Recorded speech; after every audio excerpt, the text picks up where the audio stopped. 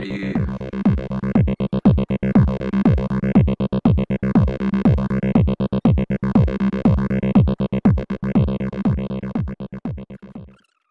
Salut, alors aujourd'hui on va percer le trou pour passer la fenêtre de la cuisine et puis on va attaquer la paroi de la salle de bain côté douche. Voilà, on va commencer à faire la cloison de la salle de bain, puis voilà, ça va être fun.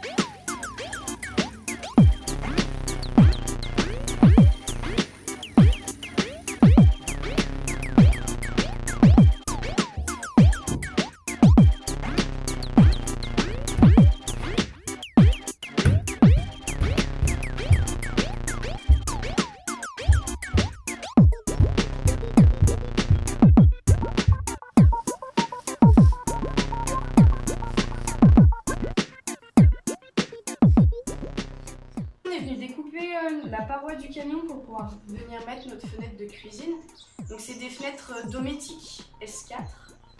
Donc c'est des fenêtres en deux parties, il y a un cadre extérieur et un cadre intérieur, comme ça on vient les serrer, ça prend la paroi en sandwich. Pour les fenêtres, pour les normes VASP, en fait, vous ne pouvez pas mettre ce que vous voulez.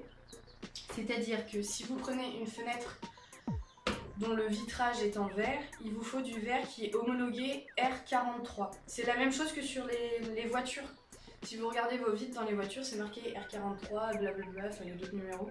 Soit vous prenez des vitres en verre à condition qu'elles soient homologuées R43, normalement c'est marqué en bas, ou alors vous avez un certificat avec.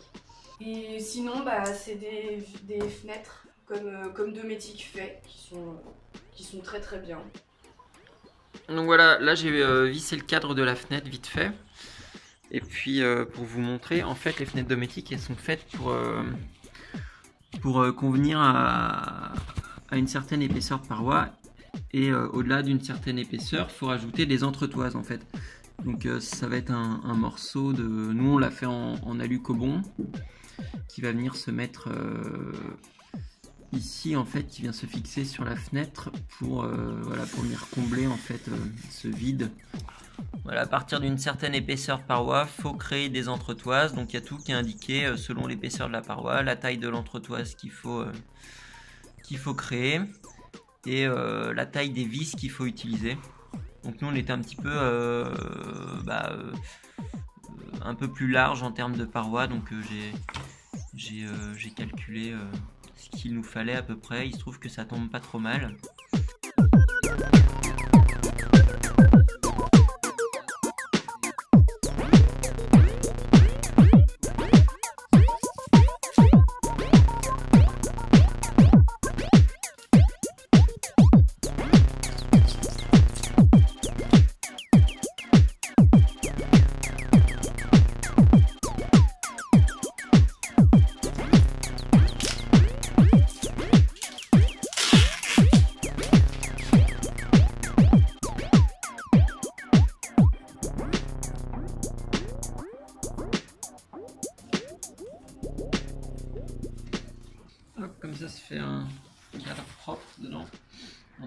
cadre blanc qui va venir se mettre au-dessus, par-dessus. Là, ce qu'on va faire, c'est que entre l'isolation du camion et le cadre en alu, on va venir bourrer de la mousse expansive pour re-isoler cette partie en fait. Voilà.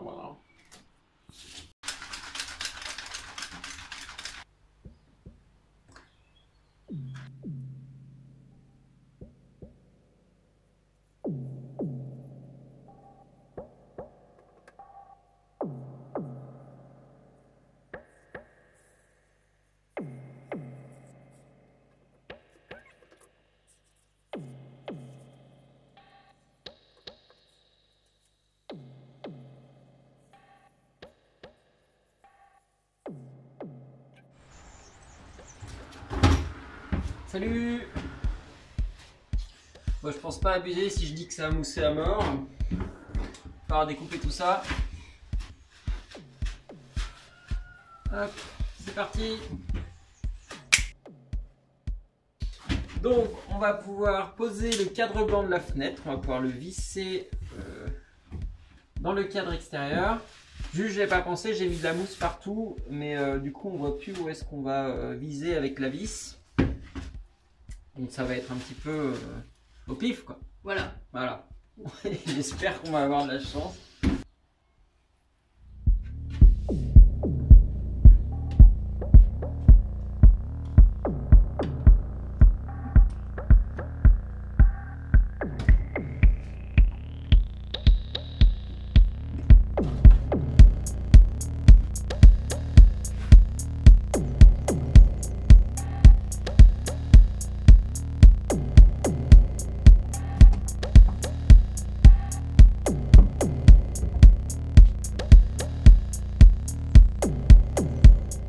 Voilà, c'est monté, c'est propre avec le cadre noir à l'intérieur au lieu de voir l'isolation. Donc voilà, c'est plutôt pas mal, c'est plutôt quali. Du coup, la fenêtre elle est vendue avec une moustiquaire, chose WC, un store.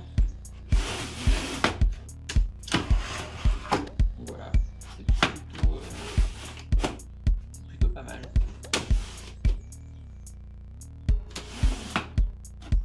C'est cool. Voilà, donc là on est en train de reboucher le trou où il y avait anciennement le frigo. Donc on utilise du stérodure qui fait 80 mm d'épaisseur. Et donc on le fixe sur les tasseaux qui sont à l'intérieur. On le fixe avec de la colle mousse expansive. Comme ça bougera plus. Et puis de l'autre côté à l'extérieur, après on va mettre, il y aura de l'alu Cobon qui viendra finir l'étanchéité. Et donc voilà.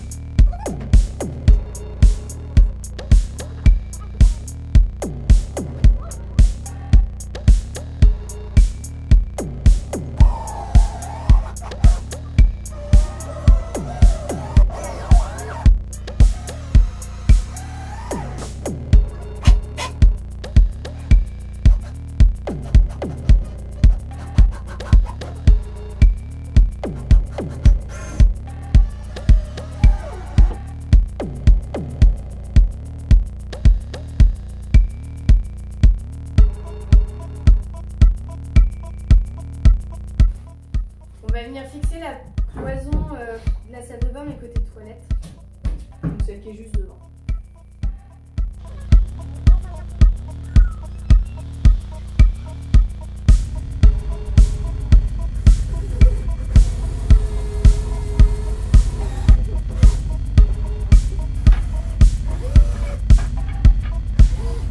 Bon du coup on se retrouve encore qu'hier on a eu un problème, on a dû couper. C'est-à-dire qu'en fait on est juste pas malin et qu'on n'a pas mis les batteries des visseuses à charger, donc on a plus de batterie. Et là j'espère que vous nous entendrez parce que la rue elle est en travaux depuis 1 an, donc il y a du bordel dehors.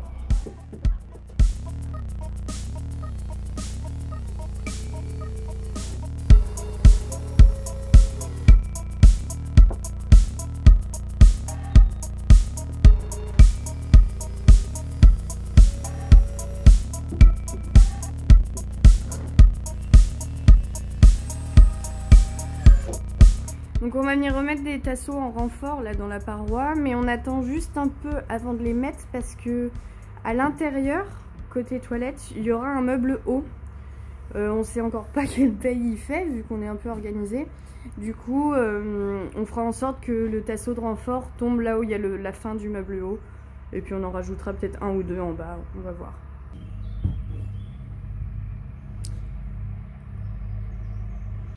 Donc il nous reste à venir faire la cloison qui se met juste ici pour venir fermer.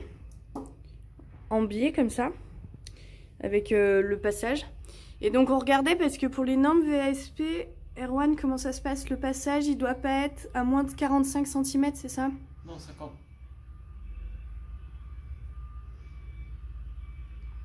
En fait, pour la salle de bain, pour être homologué VASP, la salle de bain ou le compartiment toilette doit être équipé de sa propre issue de secours. Ça. Du coup, vu qu'on n'a pas mis de fenêtre dans la salle de bain, en fait, on va pas mettre de porte à la salle de bain. Comme ça, on n'a pas besoin d'issue de secours propre aux toilettes.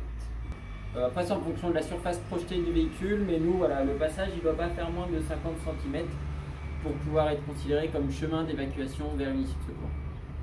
Donc, voilà. Et si on met une porte,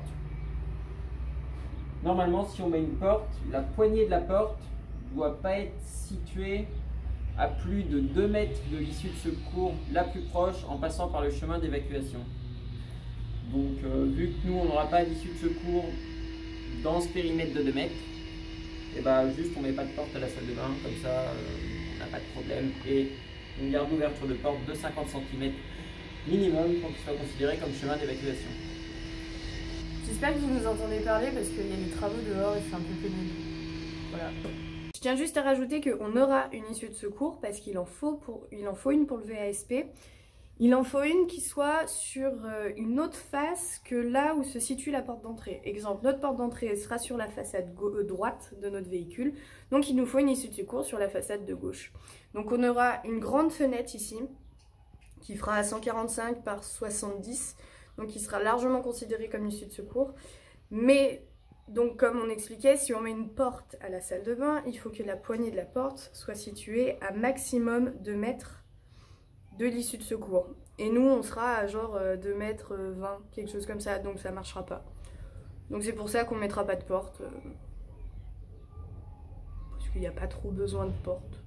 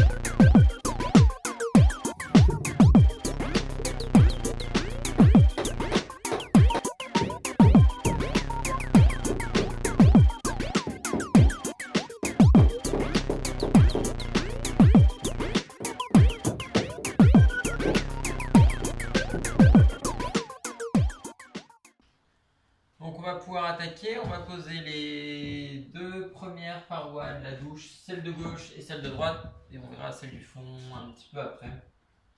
Il faut qu'on épaississe les lattes dans celle du fond pour pouvoir passer en fait toute la tuyauterie du minuteur. Parce que là actuellement ça passe pas, donc on fera ça un petit peu plus tard. On a mis de l'OSB, on va mettre de l'OSB hydrofuge. C'est une petite sécurité en plus par-dessus. Après on a une paroi de douche, c'est du PVC, donc ce sera étanche, qu'on vient assembler et puis faire des beaux joints tout autour. Mais on a quand même préféré mettre de l'OSB hydrofuge, donc qui en théorie ne craint pas trop l'eau, au cas où, sait-on jamais. Donc voilà.